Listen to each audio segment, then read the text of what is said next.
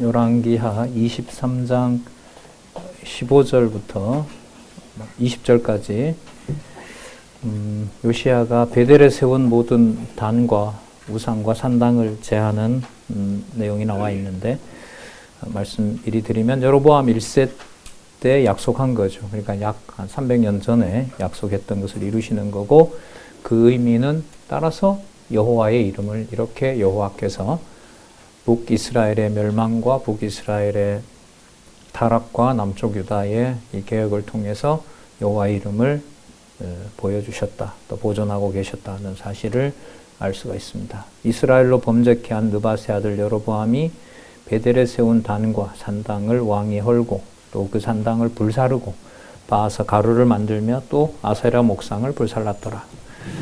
요시야가 몸을 돌이켜 산에 있는 묘실들을 보고 보내어 그 묘실에서 해골을 취하였다가 단 위에 불살라 그 단을 더럽게 하니라. 이 일을 하나님의 사람이 전하였더니 그 전한 여호와의 말씀대로 되었더라.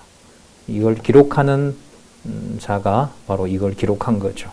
이 일은 어떻게 된 거냐면 하나님의 사람이 전하였다. 여기 하나님의 사람이 이제 용어가 나옵니다. 우리가 열왕기상 17장에서부터 열왕기하 8장 15절, 또 길게는 열왕기하 13장 엘리사의 뼈에 그 다짜 일어나는 그 표적까지 본다면은 상당한 부분의 사건의 중요한 개념이 바로 하나님의 사람이었죠. 그 하나님의 사람은 여호와의 언약을 말하고 여호와의 언약을 바로 그 눈앞에서 이루는 일을 하잖아요. 그러니까 하나님의 사람의 일이 300년 전에 계속해서 이어졌다는 말은 여호와의 약속이 다윗 왕조에게 사무엘하 7장 16절에 약속했던 것이 절대로 변함이 없었다. 과정에 어떤 변동도 내 이름이 훼손됐다고 말하지 마라. 그 일은 내가 보존하는 일이다. 따라서 앞으로 북쪽 이스라엘은 이미 망했어도 본 것처럼 남쪽 유다가 너희들이 망하더라도 내 이름의 보존은 변함이 없다. 이걸 이제 알려주는 거고요. 그걸 확증하기 위해서 끊임없이 선지자들을 보내주신 거. 말씀이 항상 있게 한 거, 이거는 뭐 어느 민족과도 비교할 수 없는 복을 받은 거죠. 그 복을 받았기 때문에 현대 역사에서 유대인들을, 물론 예수님의 약속에 근거하지만은 유대인 600만이 도륙되는 거잖아요. 그 일들이 있어도 되나?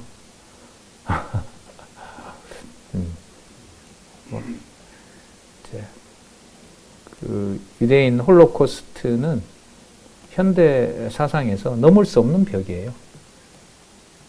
여러분들과 제가 살고 있는 지금 이 세상에서 여호와의 존재를 어떤 말로 설명을 해도 할 수 없는 그 사건이라고 할 수가 있겠죠. 거기에 여호와가 어디 있었느냐 라는 질문은 당장 나오는 거고요. 근데 우리는 열왕기에서 300년 전에 여로보암 1세 때 약속했던 언약이 이루어지면서 여호와의 이름을 두시고자 했던 이름이 북쪽 이스라엘이 아무리 부패하고 남쪽 유다가 부패한다 하더라도 여호와의 그 이름은 계명 제1계명이죠. 나 외에 다른 신을 두지 말라. 그리고 망령되 일컬지 말라고 하셨던 바로 그 말씀을 보존하는 분은 여호와이시고, 또 그 여호와가 살아계신다는 증거, 이게 이 성경이 하나님의 말씀으로 가지는 권위의 핵심입니다. 그게 성경 신학으로 저는 완결됐다고 봐요. 요즘은 뭐 여러 시간이 좀 많이 쫓겨서 여러 책들을 읽어보지 못하는데, 못하더라도 뭐 그렇게 하심이 없어요. 옛날에는 좀 모르면 좀 이런 게 있었는데, 주어진 만큼 책을 펴면 다 그 얘기로 연관이 되기 때문에 뭐 AI 통해서 외국에 가지 않아도 모든 정보들을 뭐 몇 초 만에 다 요약을 해주고, 그 질문만 잘하면, 그 질문은 제가 알고 있었던 정보를 바탕으로 질문을 하잖아요. 그걸 이제 성경하고 매칭을 시켜서 하면 오류까지 바로잡아 달라고 요구를 하면 그게 전부 연관이 되고, 그 핵심에 바로 여호와 계시라고 하는 바로 중요한 주제가 우리들에게 이렇게 온몸으로 성취되고 있는 상황입니다. 17절에 요시야가 이걸 알았어요. 아, 그러냐? 요시야가 이르되, 그럼 저 비석은 뭐냐? 물어요. 그러니까 이 일을 하나님의 사람이 전하였더니 그 전한 여호와의 말씀대로 되었더라. 이건 뭐 요시야가 듣는 말이 아니에요. 이걸 기록하면서 이 사건의 의미를 이렇게 해놓은 거고요. 또 그 당시 상황으로 돌아온 거죠. 그래서 저기 비석 뭐냐 저거. 저것도 이제 우상과 관련된 거면 없애야 되니까. 그래도 보고를 합니다. 성읍 사람들이 고하되, 왕께서, 요시야 왕, 지금 당신께서 베델의 단을 향하여 행하신 지금 이 일이 유다에서 왔던 하나님, 이 일을 전하러 유다에서 왔던 하나님의 사람의 묘실입니다. 그럼 저 묘실은 우상과 연관된 게 아니죠. 너무나 중요한 여호와의 이름을 알려주기 위해서 온 바로 선지자라는 사실을 요시야로 하여금 알게 한 겁니다. 자, 18절에 그러니까 가로되, 여기는 나오진 않았지만 이 정황으로 보면 그때 당신의 이름이 왜 요시야인지 그 사람의 이름까지 말하고 갔습니다. 얼마나 놀랄 일이에요. 야, 뭐, 여 이런 거 들어가면 전부 다 여호와의 뜻이 들어가 있어요. 요시야도 야 들어가죠. 거기도 여호와가 들어가요. 여호와가 들어갑니다. 찾아보니까 한 12명 정도 이름이 들어가요. 그렇다고 그 이름을 가진 자들이 다 여호와를 섬긴 건 아니에요. 나중에는 조롱하는 의미로 하고, 또 그 이름을 자기가 지은 건 아닐 거 아니에요. 예를 들면 자기가 계명했을 수도 있지만 부모가 지어준 건데 여호와를 경외하라, 여호와가 너의 위로가 된다, 이것 전부 자기가 뒤집은 왕도 있고요. 어쨌든 부패하든 뭐하든 이름에서도 지속적으로 여호와의 이름이 보존된다, 보존되게 하신다. 이제 그게 분명한 사실이겠죠. 18절에 가로되 그대로 두고 그 뼈를 옮기지 말라 하매 무리가 그 뼈와 사마리아에서 온 선지자의 뼈는 그대로 두었더라. 여기서 그 뼈는요, 이 하나님의 사람을 속여서 하나님의 사람이 어떻게 죽죠? 사자에게 물려 죽잖아요. 그렇게 한 베델의 늙은 선지자가 죽으면서 뭐라고 유언을 했냐 하면, 나 죽을 때 저 선지자 곁에 묻어달라. 글쎄요, 좀 회개했다고 할 수 있겠죠. 자기 때문에 죽었고 이가 분명히 하나님의 사람임을 눈으로 확인했잖아요. 왜 사자가 나왔느냐? 알고 보니 하나님의 사람은 뒤로 오면 안 되거든. 근데 자기가 거짓말을 한 거 아니에요. 나도 하나님의 사람이다, 이렇게 거짓말을 해서 죽었잖아요. 그래서 그 하나님의 사람의 묘실에 장사를 나도 거기에 같이 묻게 해달라. 그래서 이 두 뼈는 아마 그 뼈인 것 같아요. 자, 19절. 전에 이스라엘 열왕이 사마리아 각 성읍에 지어서 여호와의 노를 격발한 산당을 요시야가 다 제하되 베델에서 행한 모든 일대로 행하고, 또 거기 있는 산당의 제사장들을 다 단위에서 죽이고 사람의 해골을 단위에서 불사르고 예루살렘으로 돌아왔더라. 열왕기상 13장에 나타난 이름까지 예언했던 대로 요시야가 이 모든 것을 다 이루죠.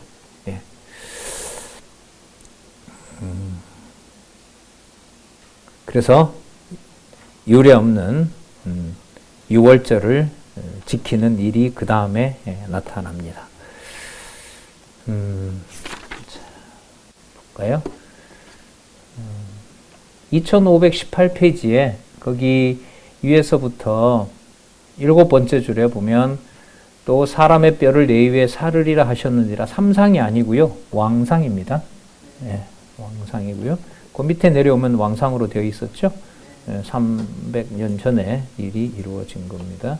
그리고 제일 마지막 줄에도 보면 베델의 단에 사르라고, 대상이 아니고요, 왕상입니다. 왕상 1절에서부터 3절, 구체적으로는 왕상 13장 2절이라고 보시면 돼요. 그 다음, 왕이 뭇 백성에게, 모든 백성에게 명하여 가로되, 이 언약책에 기록된 대로 너희의 하나님 여호와를 위하여 6월절을 지키라 하매, 사사가 이스라엘을 다스리던 시대부터, 여러분 사사 이러면 딱 떠오르는 인물? 사무엘. 예. 사무엘로부터. 이 사무엘은 그 사사 시대의 후반부 사람이거든요. 다윗 왕 오기 전에 있었던 사사잖아요. 그러니까 사사기 400년 동안은 유월절을 못 지켰죠. 들어가면서부터 계속해서 범죄하고 실현당하고 회복해주면 다시 또 범죄하고 집집마다 우상 만들어 놓고 땅 경계 흐리고 나중에는 사람을 그 성폭행해서 죽이고 그 화가 나 레위 집하는 그 사람을 막 몸을 12동강 내서 보내고 그래 전쟁이 일어나고 뭐 자손 땅 뭐 이런 통치는 뭐 언감생심이고요. 그야말로 뭐 다 뒤집어지는 상황이 사사기잖아요. 그게 끝날 무렵에 통치 언약을 이루시면서 하나님께서 하나님의 능력으로 사무엘이 태어나게 하죠. 그때 이제 여호와를 섬기는 일이 있었는데 그때부터 그러니까 이게 몇 년이나 되겠어요? 400년이 넘잖아요, 그죠? 400년이 넘는 시간, 400년이 뭐예요? 이게 지금 600년 경이니까 1000년경, 뭐 사무엘 한 1100년으로 잡으면은 뭐 한 400년 전이 되는 거잖아요. 자, 21절 보면 자, 22절 사사가 이스라엘을 다스리던 시대부터 이스라엘 열왕의 시대에든지 유다 열왕의 시대에든지 이렇게 유월절을 지킨 일이 없었다라고 합니다. 그러니까 예루살렘에서 유월절을 대거로 지킨 일이 사무엘 이후에 처음인 거예요. 그러니까 다 멸해도 되는데 계속해서 선지자들을 보내서 당신의 이름을 알려주시는 거죠. 그러니까 우리 안에 내주하는 성령께서 누구에게 장로님 공부하세요라는 말을 할 필요가 없게 만들어 놨다 그랬잖아요. 그 신비에 기록되어 있고 기록한 하나님의 말씀이 완성이 됐고 그러니까 성경 공부 의미가 이런 겁니다라고 만약에 저를 통해서 여러분들에게 이러므로 우리가 본문을 더 읽어보고 또 이것이야말로 우리가 읽는 문자이지만 하늘의 비밀을 알게 하는 진짜 진리의 말씀이고 그 체계입니다. 라고 이제 저를 통해서 얘기한다 하더라도 그 주어를 저로 말하는 게 아니에요. 내주하시는 성령이 주어가 된다는 거죠. 그래서 우리가 탄식해서 기도한다고 하지 않고 로마서에 보면 성령의 말할 수 없는 탄식이라는 겁니다. 그러니까 이걸 알게 하는 것은 말씀으로만 가능합니다. 그러니까 저 사람이 저런 말을 하는구나라는 건 성경 신학에서 성령의 내주와는 본질적으로 다른 겁니다. 다른 그 일반적인 교회에서 주일 아침에 그런 인사하잖아요. 옆에 있는 성도님들에게 당신의 얼굴을 보니 주의 얼굴을 보는 듯합니다. 자, 얼마나 좋은 말이에요. 천국에서 완성될 명제를 얘기를 하잖아요. 예, 엊그저께 하셨어요. 예, 장로님은 또 장로님이시니까 앞서서 인사를 하셔야죠. 문 앞에서 당신을 보니 여호와를 보는 듯합니다. 인사가 아니라 의미로 보면 중요한 의미죠.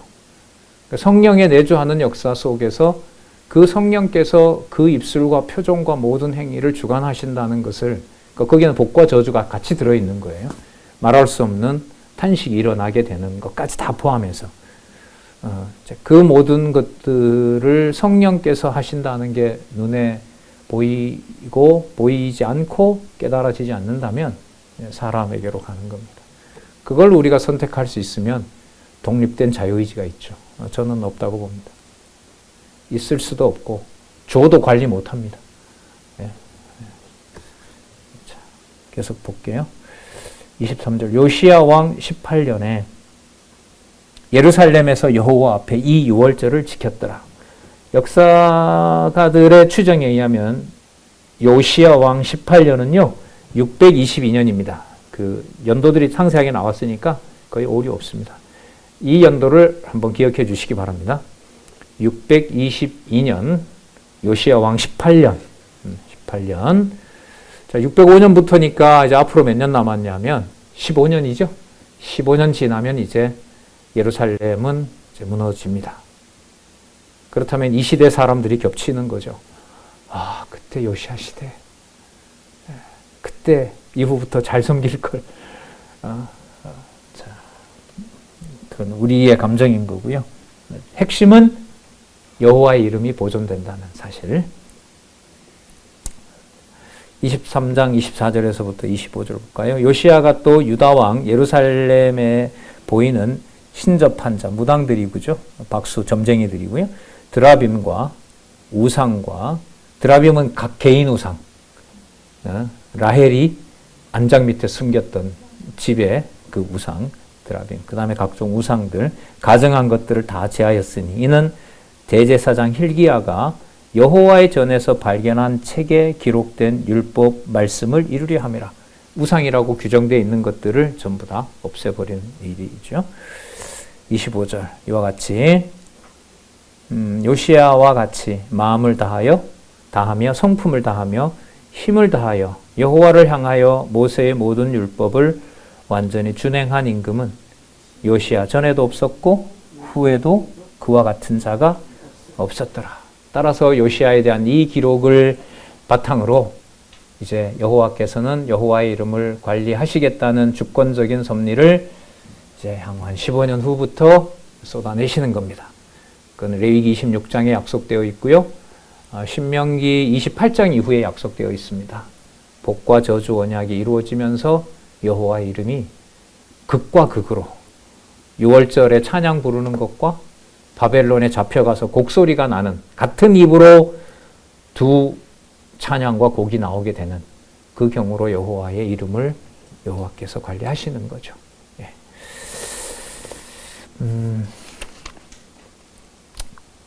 그 다음 26절에서부터 27절 심판을 약속하는 내용이 나오는데 유다를 치시겠다는 내용을 므낫세를 소환합니다. 므낫세 때 약속을 했잖아요. 반드시 여기서 잡혀가리라. 물론 므낫세 이전에 레위기와 신명기에서 약속을 하셨죠. 여호수아에서도 약속했고요. 사사기에서도 약속이 되어 있고요.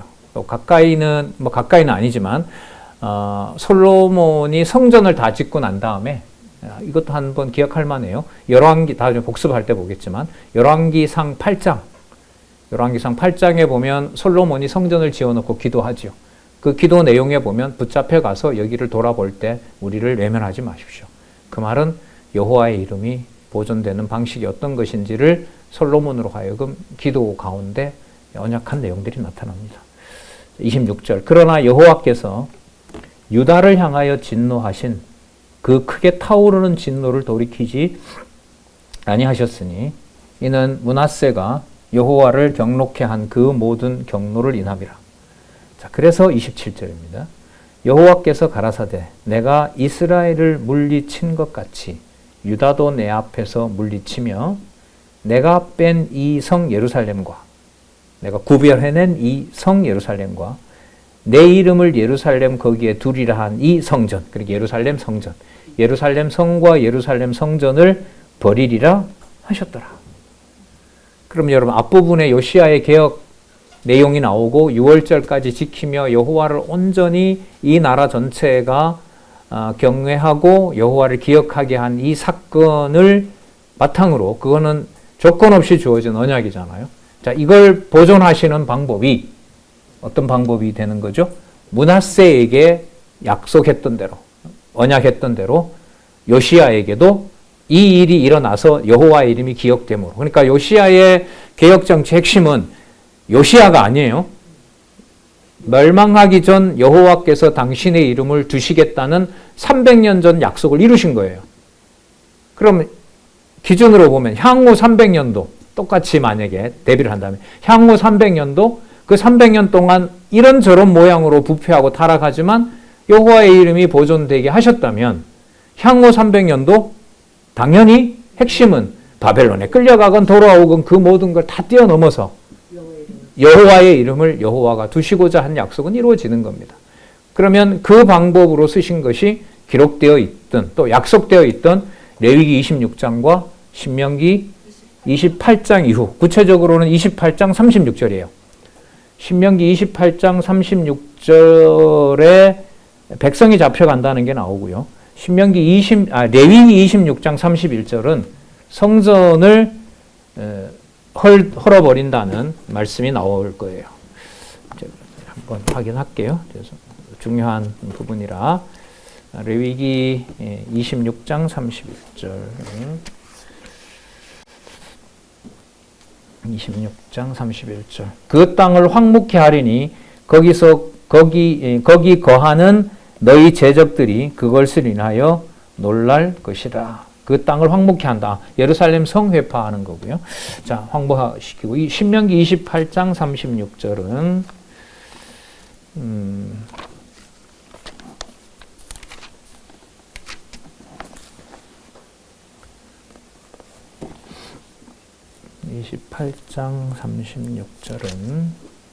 여호와께서 너와 내가 세울 내 임금을 너와 내 열조가 알지 못하던 나라로 끌어가시리니 내가 거기서 목석으로 만든 다른 신들을 섬길 것이니라. 예, 이렇게 약속이 되어 있습니다. 자, 내가 뺀 이 성 예루살렘과 내 이름을 거기 두리라 한 이 전을 버리리라 하셨더라. 다른 데 가서 우상을 섬긴다는 말은 성전에서 제사하지 못하게 한다는 거죠. 버리리라 하셨더라.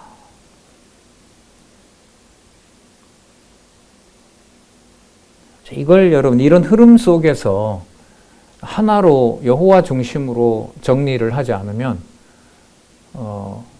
열왕기상 11장 36절에 여로보암에게 내가 내 이름을 둘 곳을 예루살렘으로 선택했다라는 그 말씀하고요.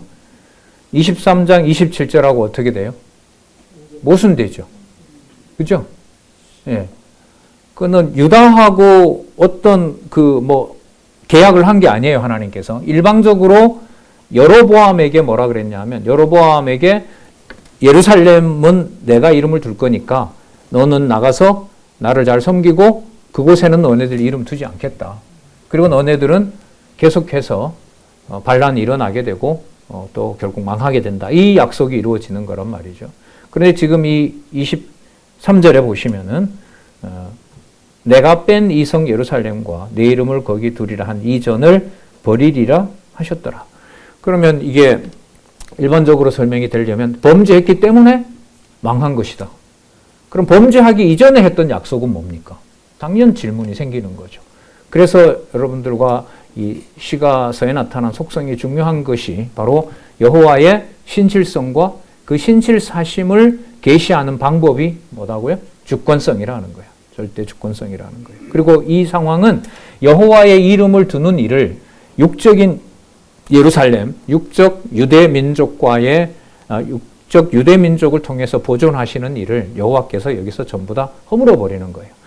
그래서 제가 그런 말씀 자주 드리는데 예루살렘 성을 이방 족속이 회파시키는 것은 다른 의미로 보면 그리스도가 오셔서 세울 하나님의 나라는 유대 민족이라는 시간과 혈족과 공간에 갇히는 게 아니고 그걸 뭐 하시는 일이다?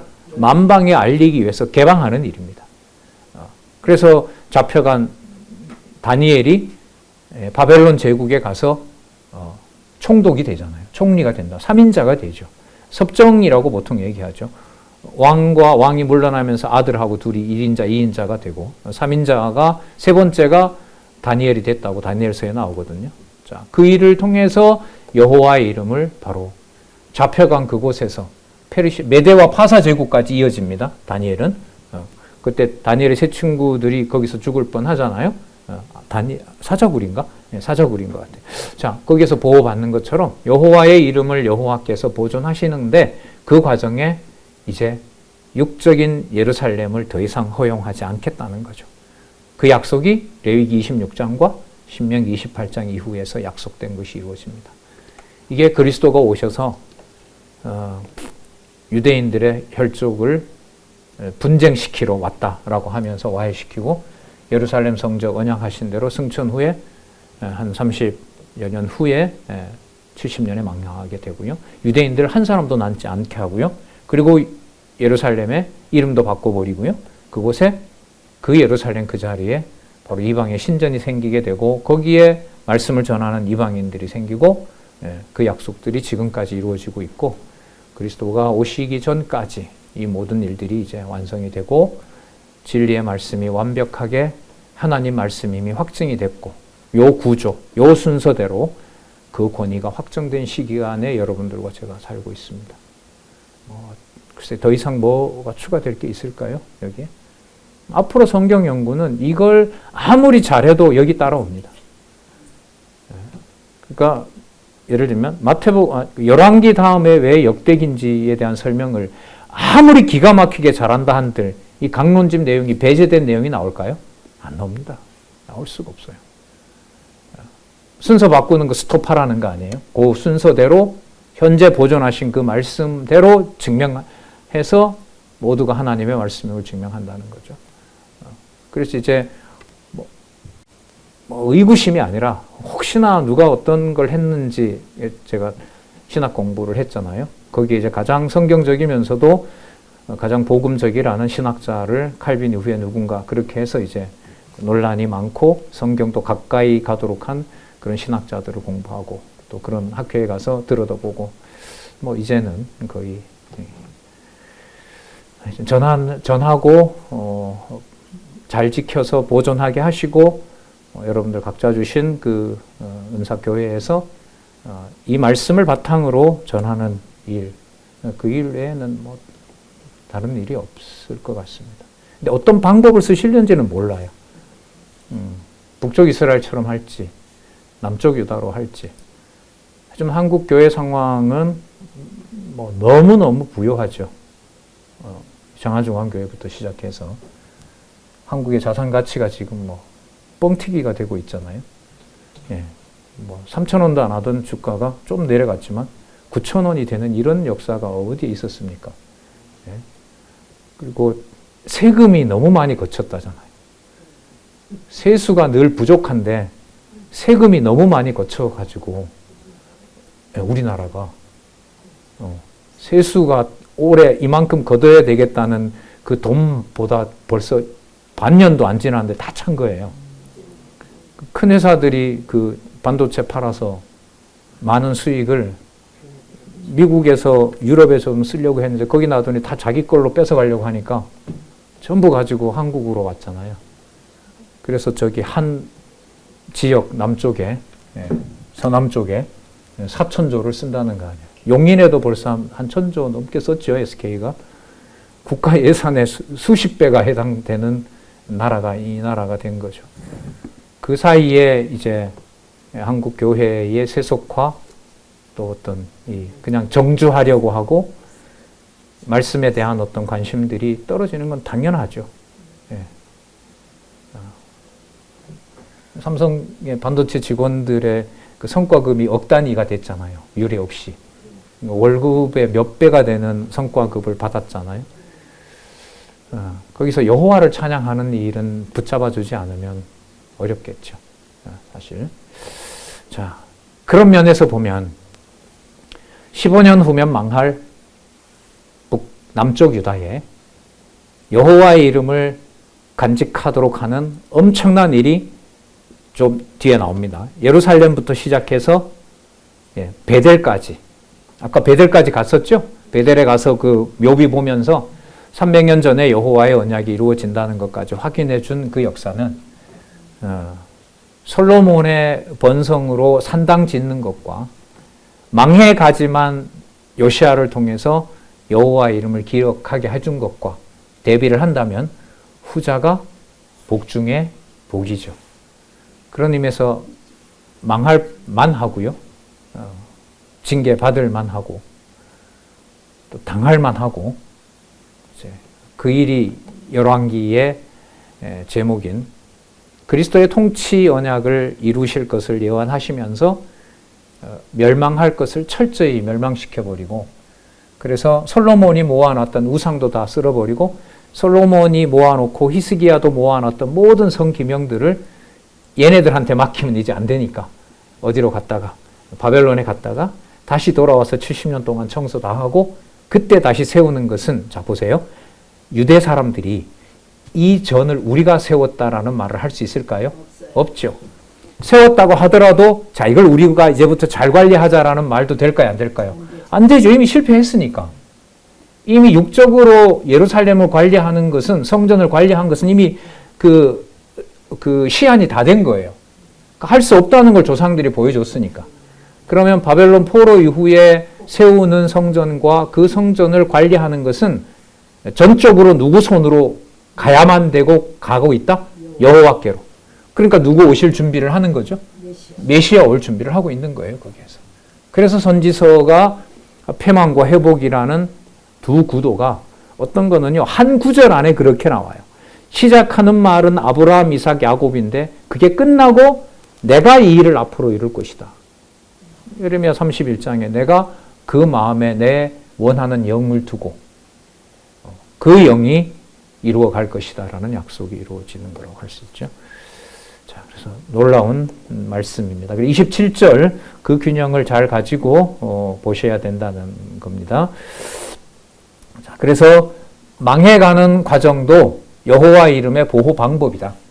이탈 왕조 멸망 가운데 결과적으로 다윗 왕조는 보호된다. 다윗 왕조의 보호는 건물 유지가 아닙니다. 여호와 이름 보존입니다.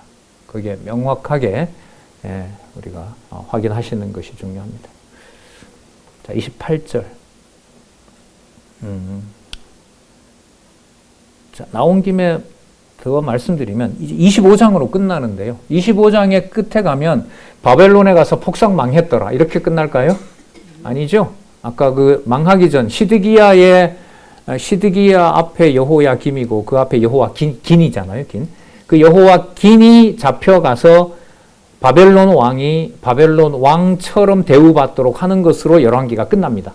그럼 거기에 유다 가문의 보호는 맞아요. 다윗 왕조의 존속은 맞지만 그 존속과 보호의 의미는 지금 23장 27절에 보면 여호와께서 그 전을 버린다고 했기 때문에 이스라엘 백성들이 육적으로 관리하는 그런 성전과 나라가 아니에요. 왜냐하면 그 바벨론에서 보호받는다는 게 그 자체가 바로 포로잖아요. 포로. 근데 포로가 되는 것을 뛰어넘는 게 누구의 이름이 보호되는 거죠. 여호와의 이름이 보호되는 거기 때문에 그래서 이제 실체적인 언약으로 넘어가는 일들이 열왕기 마지막 부분에서 그렇게 딱 기록하고 있는 겁니다. 그러므로 이제 나는 열조 아브라함과 맺었던 언약이 아닌 아담과 맺었던 언약 가운데 나는 내가 보낼 메시아를 이제 준비한다. 너네들로 했던 건 이미 다 끝난 것이다. 그걸 그리스도가 오셔서 보란 듯이 예루살렘 유대 가문을 해체하고 예루살렘 멸망을 하고 유대 나라도 멸망시키는 일을 그리스도가 구체적으로 하시죠. 그리고 성전 제사는 당신이 있을 때 당신이 죽으심으로 지성소와 성소의 휘장이 찢어지면서 성전을 개방해버리는 거고 이방인에게도요. 자, 그 과정으로 간다는 겁니다. 28절 요시아의 남은 사적과 모든 행한 일은 유다 왕 역대 지략에 기록되지 아니하였느냐. 이게 이제 의문문이죠. 분명하다 이거예요. 분명하다. 요시아 당시의 애굽 왕. 자, 그런데 유다 왕 당시에 이거 안 나왔으면 얼마나 요시아가 참 편안하게 갔겠어요. 그런데 하나님의 방법은 그게 아니죠. 애굽 왕 바로 느고가 아수르 왕을 치고자 하여 유브라데 하수로 올라가므로 요시아 왕이 나가서 방비하더니 애굽 왕이 요시아를 무깃도에서 만나 본 후에 죽인지라. 신복들이 그 시체를 병거에 싣고 무깃도에서 예루살렘으로 돌아와서 그 묘실에 장사하니 국민이 요시아의 아들 여호아하스를 데려다가 저에게 기름을 붓고 그 부친을 대신하여 왕을 삼았더라. 자, 그 밑에 보면 본문은 여호와께서 요아스가 아니고 요시아죠. 요시아 왕이 이렇게 교정해 주시고요. 거기 뭐하러 가서 그냥 놔두지. 이렇게 안타깝게 죽어요. 맞죠? 되게 아쉽죠? 좋은 일 한 사람 죽을 때 되게 아쉽잖아요.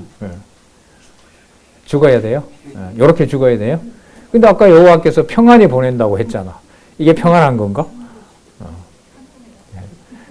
다시 여러분 흔들리시는데 따라서 평안이다, 보존이다, 존속이다라는 게 아까 말씀드렸잖아요. 예루살렘 멸망으로 가까워지면 거기에서 우리가 뭔가 섞을 수 있는 감정을 넣으면 안 된다. 넣으면 절대 안 돼요. 해석이 안 돼요, 이게. 평안이도 누구 이름 고이 간직하면서 죽는 거면 평안이에요? 그렇죠. 여호와 이름 간직하면서 죽는 게 평안인 거죠. 그걸 누가 그렇게 하시죠? 그리스도가. 그리스도를 통해서 이루시잖아요. 다 이루었다. 누구 뜻을? 아버지의 뜻을 내가 다 이루었나이다. 죽는 방식은 으악! 하고 소리 지르고 죽었어요. 예수님. 큰 소리를 지르고 운명하셨더라. 그럼 누가 보더라도 평안히 죽은 게 아니잖아요. 하지만 신성으로 보면 그는 아버지가 언약한 것을 다 이루었다. 눈물과 통곡으로 기도하는 게 어떻게 평안이에요? 눈물과 피가 물과 피가 같이 쏟아지는데. 하지만 아버지 이름이 담겨 있는 그 자리이기 때문에 바로. 그래서 아까 그 평안이라는 데는 예루살렘을 육적으로 멸망시키는 그 맥락을 배제하면 그 문구만 가지고는 설명하기가 어렵습니다. 하나님 말하는 평안이 이거야? 뭐 당장 이런 질문 받을 수 있으니까요. 여호와를 간직하는 것. 아멘. 예. 권사님 얼굴이 한 주 동안 밝기를 목사 이름으로 축원합니다. 제가. 정말 그랬으면 좋겠어요. 그냥 어느 한순간도. 그래서 여러분 좀 자꾸 새는데 성경 공부를 하고 싶으시죠? 누가 하라고 해서가 아니라 성경을 보고 싶으시지 않으세요? 강론집을 가지고 해석을 빨리 보고 싶죠? 왜 빨리 보고 싶으세요? 두 줄만 읽으면 여호와 나오니까. 다른 책을 읽으면 여호와가 시작했다가 점점 사라져. 다른 신학책들은. 다른 어떤 신앙 서적들은. 근데 이건 읽자마자 다 각설하고 여호와로 바로 빨리 돌아오니까. 네. 자, 그러므로예요. 그러므로 23장 31절에서부터 25장 마지막 절까지 보시면요. 자, 무슨 내용 나오죠? 다윗 왕조의 시련. 자, 저걸 논리적으로 연결을 해야 돼요. 자, 23장 30절까지 다윗 왕족의 존속이었죠. 존속의 핵심은 나라다? 아니다. 누구의 이름이다? 여호와의 이름이다. 그러므로 시련을 당하고 혼란 가운데 포로가 돼서 멸망하는 것이 누구 이름만 남기는 섭리이다? 여호와의 이름만 남기는 섭리이다. 이걸 그리스도가 오셔서 유대 가족을 해체하는 일에서 성취된다. 그리고 그 해체의 결과는 유대 가문으로부터 자신이 뭐 하는 거다? 버림받는 거다. 그래서 유대 가문의 해체는 동시에 누구 얘기가 되냐면 당신이 유대인들로부터 뭐 하는 거? 버려지는 거. 그러니까 시어머니와 며느리가, 아버지와 아들이, 그리고 가족들이 서로 분쟁하고 서로 함께 하지 못하도록 하는 일의 마지막 사건은 바로 당신이 유대로부터 버려지는 거죠. 왜 버려지느냐? 유대에게 약속했던, 아브라함에게 약속했던 그 언약은 육적으로 이룰 수 없다는 것을 열왕기를 통해서 성전과 나라를 전부 뭐 했기 때문에? 없앴기 때문에. 예수님이 오셔서 이거 세우면 안 되잖아요. 하지만 유대인들은 지금도 아직도 메시아가 와서 세울 나라가 다윗과 솔로몬이 세웠던 예루살렘 그 황금돔에 없애버리고 거기에 세우는 일인 거죠. 재밌는 역사적 얘기 하나 해드릴까요? 저 황금돔이 1948년에 이스라엘이 들어와서 국가가 성립이 되고요. 유엔이 인정해 주잖아요. 그리고 7일 전쟁이 일어나게 되죠. 6일 전쟁이요. 7일 전쟁이 일어나서 그때 터키와 이집트군이 연합해서 예루살렘을 점령하려고 하는데 못하고 거기에 이스라엘이 승리합니다. 승리하고 돔도 차지를 해요. 거기서 밀어붙여서 저 성전을 밀어버리고 황금돔을 밀어버리고 거기다 예루살렘 성전을 지어도 충분했어요. 근데 그 일이 안 일어나요. 그래서 그 가까운 일이잖아요. 100년도 안 된 역사인데 역사가들은 그 일이 왜 안 일어났는지 모른대요. 그냥 유야무야하게 되고 아직도 있는 거죠. 근데 그때 저거 섰으면 예수님 오는 날이 가까이 오죠. 그럼 48년 이후에 대한민국에 저는 태어나지도 않았기 때문에 대한민국에 복음 전하는 일도 끝나는 거예요. 그죠? 그러니까 저 황금돔이 아직도 있었던 6.1 전쟁이 여러분 제가 3살 때 터졌거든요. 69년에 터져요. 저게 전쟁이. 그때 이스라엘이 대승을 거둔단 말이죠. 7일 동안에 했으니까. 그 공군이 2차 세계대전 때 미군에 합세하면서 그 전투기들 활용 능력 이런 거를 모든 기술을 가지고 있었어요. 그러다 보니 그냥 속전속결로 공중폭격으로 다 끝을 내버리거든요. 그리고 가서 황금돔도 밀어버리고 며칠이면 세우잖아요. 이거 얼마나 그거였어요. 규격대로 하면 지금 현대 공법으로 말하면 뭐 한 달이면 다 만들고도 남죠. 그런데 안 해요. 차지해놓고도 안 하고 있어. 이스라엘 사람들이. 꿈에 그리는 게 그거 짓는 건데도. 근데 사가들은 왜 그랬는지 모른대.